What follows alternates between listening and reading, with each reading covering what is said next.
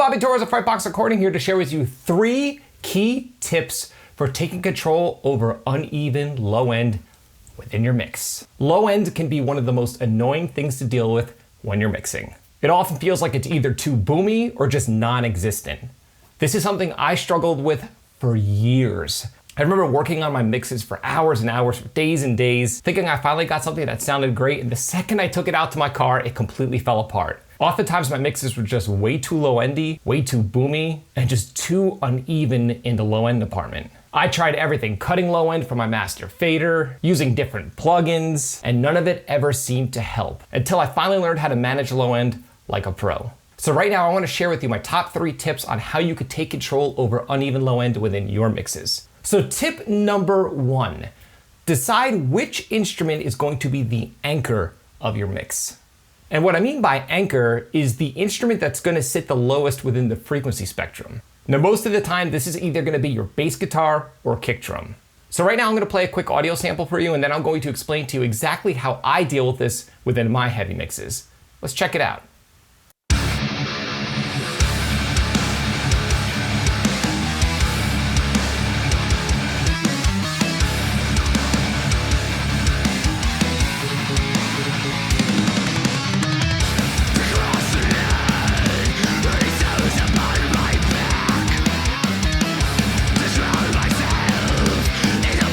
Okay, so for me, within my own mixes, what I find works best is making my kick drum the anchor of my mix. Now, by nature, fundamentally, bass guitar will conflict with your kick drum. So because of this, I let my kick drum live in the low, low lows. So if we look at my kick drum EQ, I'm allowing all of that low frequency to happen in the subs. But if we look at my bass guitar EQ, I'm rolling off everything below 60 Hertz. So that's a wide range of frequencies that my kick drum can occupy without conflicting with my bass guitar. This is super important. Now, the reason why this is super important is a lot of times these frequencies can be lost when you're mixing. In other words, they can be hard to hear. Even if you're mixing within a perfect acoustically treated room, it's difficult to judge sometimes. So because of this, I just know anything below 60 Hertz is not necessary on my bass guitar, and I completely get rid of it. This alone will help your mixes translate to multiple systems because your kick drum will have its own land that it can occupy without conflict. Now, me personally, I have tried having my bass sit below my kick, but I'm never pleased with the results. I just love the punch that I get from letting my kick live in that super duper low end range and having my bass sitting slightly above that.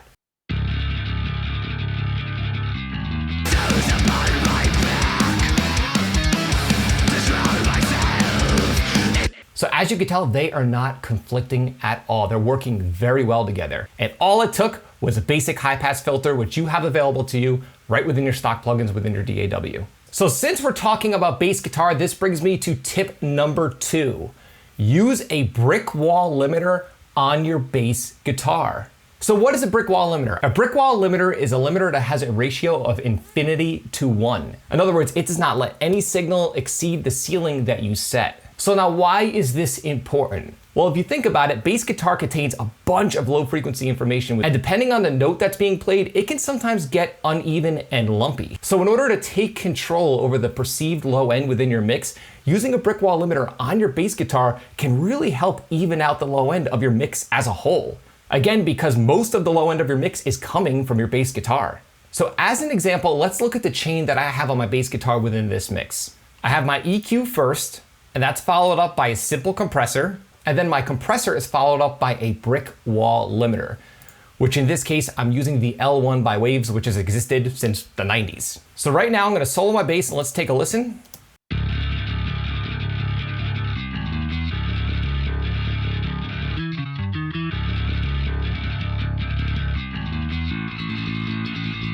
So let's look at the gain reduction that's happening within my compressor.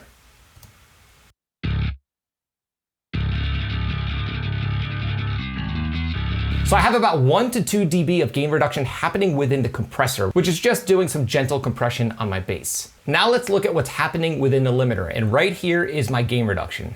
Check it out.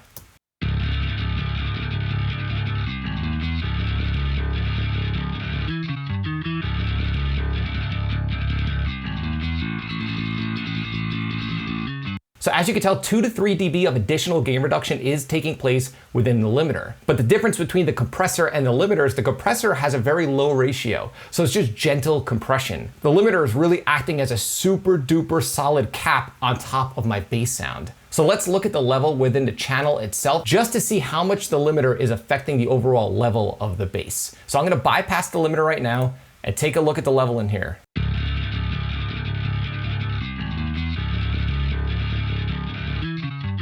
So as you can tell, it's in control, but you can still see some peakage taking place. So I'm gonna re-engage the limiter and let's see how that's affecting my bass level.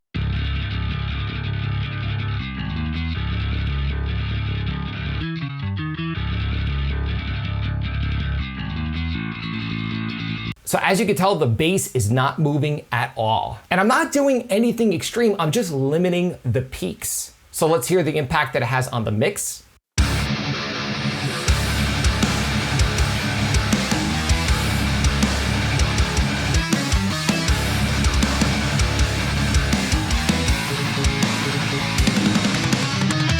So as you can tell, it really has a huge effect on my mix and keeps the low end of my mix nice and even. So if you're having issues with lumpy low end within your mix, try throwing a brick wall limiter on your bass guitar and watch how much it really helps control the overall low end of your mix. So this brings me to tip number 3. Do not be shy with your high pass filtering on your accessory instruments. Now, what do I mean by accessory instruments? To me, this is lead guitars, keyboards in the background, maybe even strings, instruments that really don't need a lot of power in the low frequency department. Now, I know it can be very, very tempting to have every single channel within your mix sound nice and thick and full, but if you think about it, we're really hearing the mix as a whole. One great example of this are cymbals on your drum kit. Let's take a listen to my drum sound.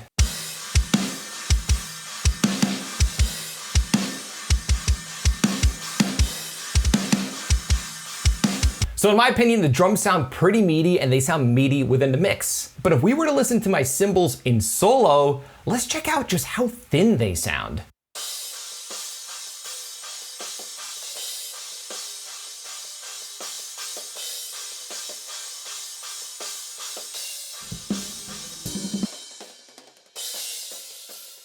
So as you can tell, they sound super duper thin, but that's okay because we don't really notice it within the context of the drum sound, and especially within the context of the mix. And on my cymbals, I'm high passing everything below 550 hertz. That's pretty extreme, but I'm doing this because that low frequency information is just not necessary on these particular instruments, and it creates a ton of space for other instruments, like my rhythm guitars, bass, kick, snare, toms, my main instruments that really need that power and punch in the low end. And this goes for lead guitars and guitar overdubs in general. Let's check out this sample.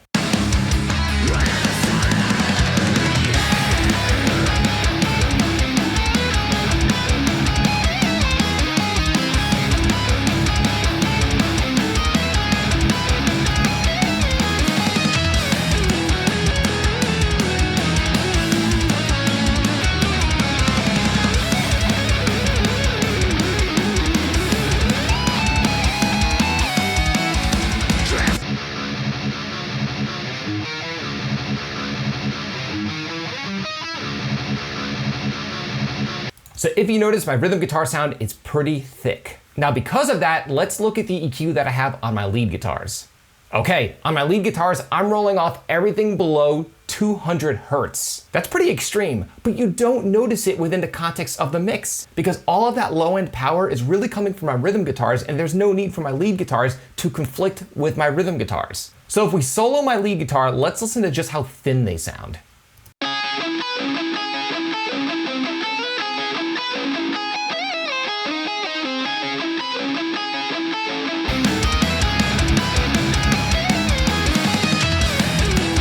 They sound super thin on their own, but if you notice, once I pop the rest of the mix back in, sounds great. And this is what mixing is all about. Remember, you're mixing, you're combining elements. You're not trying to make every track sound as full and thick as possible. So on the next mix that you work on, take a close listen to your overdubs.